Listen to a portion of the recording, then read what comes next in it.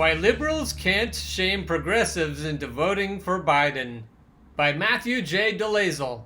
The popular website Twitter has become an eminently reliable hub for cultural and political drama. For instance, a user recently quipped that presidential candidate Joe Biden could burn crosses in front of Candace Owens' house and he'd still get my vote.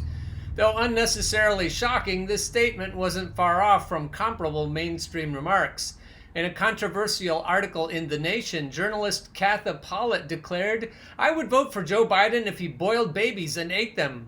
These disturbing sentiments are simply darker versions of a common social media retort utilized by liberals, which is usually some variation of, "I'd vote for a ham sandwich over Trump." But progressive voters, including former Bernie Sanders supporters and other leftists, aren't buying into this hyperbole-soaked urgency.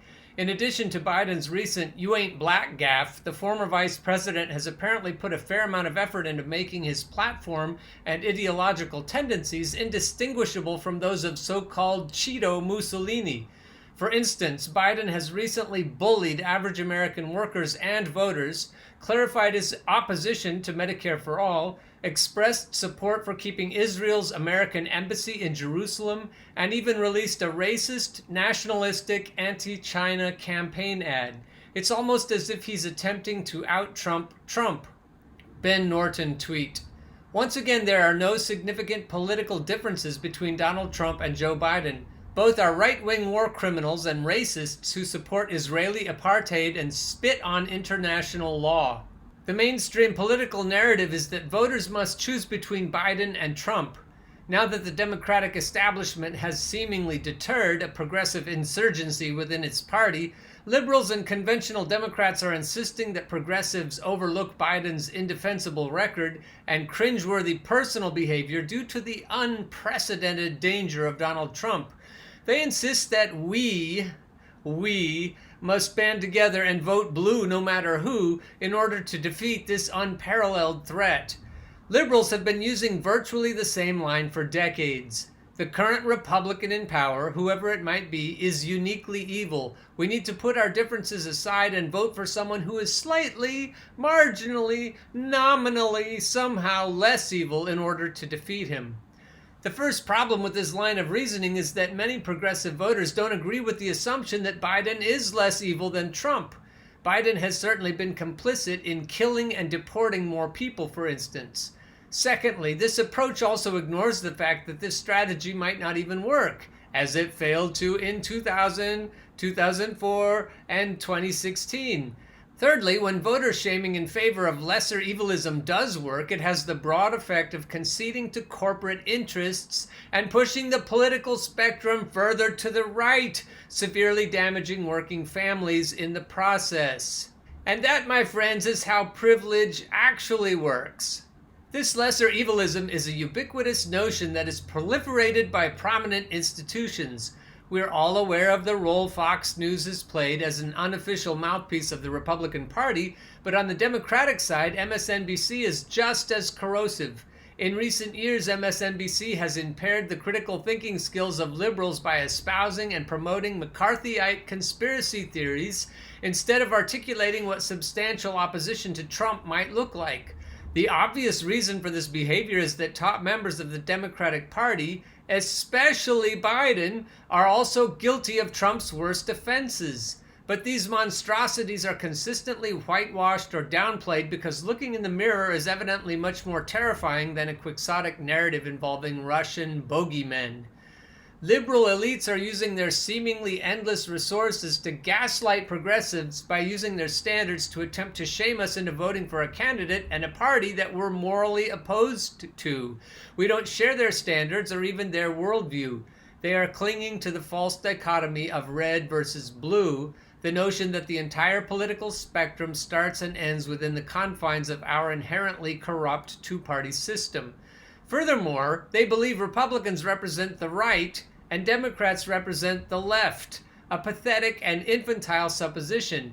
This delusional belief also coincides with the logically fallacious assertion that we're taking votes away from the Democrats by refusing to vote for their atrocious candidate.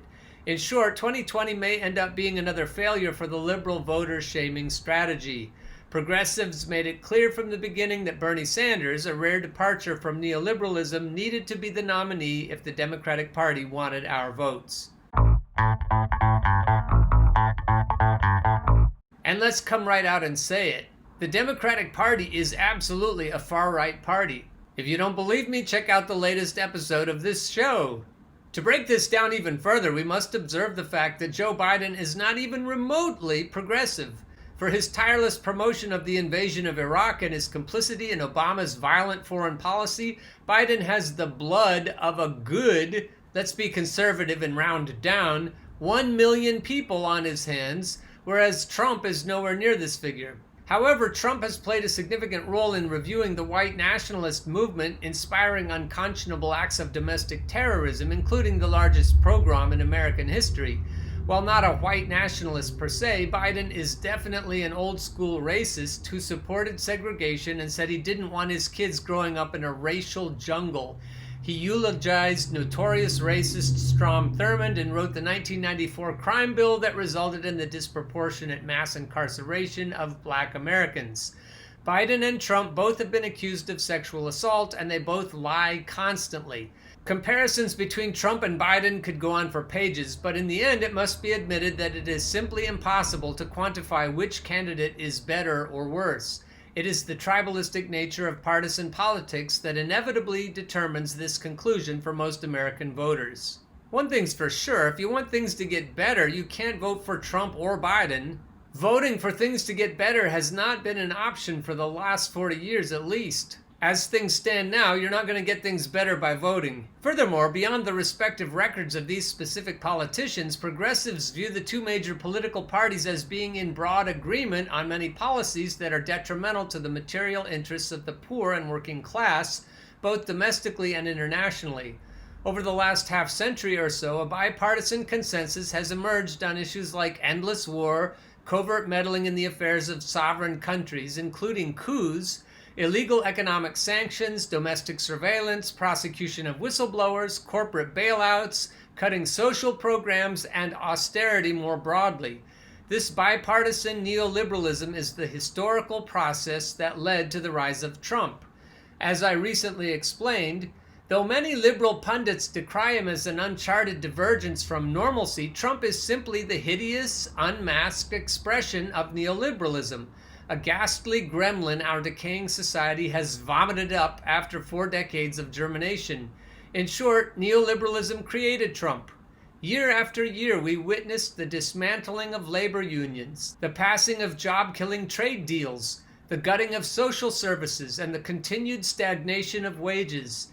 These policies tilled the political soil for an outgrowth of right-wing populism that attempts to harken back to the great white supremacist legacy of America. It is a faux populism that scapegoats immigrants and minorities, blaming the most marginalized for the societal rot produced by the implementation of free market fundamentalist ideology.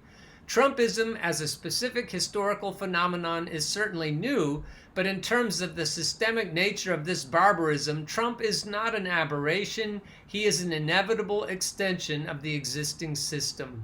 To clarify this once and for all, progressives don't see the Democratic Party as automatically better than the Republican Party. Both parties are organs of the ruling class, entities designed to protect the interests of capital. To me and others like me, they are virtually the same. And Joe Biden happens to be a perfect poster boy for the two-party system. Whether it was the 2005 bankruptcy bill, the Patriot Act, or the repeal of Glass-Steagall, Biden, probably more so than any other modern politician, has had his dirty fingerprints on the legislation that has most profoundly contributed to the decline of the American standard of living and the subsequent emergence of Trumpism. Of course, Donald Trump is monstrous, but we can't treat the symptoms by electing the disease.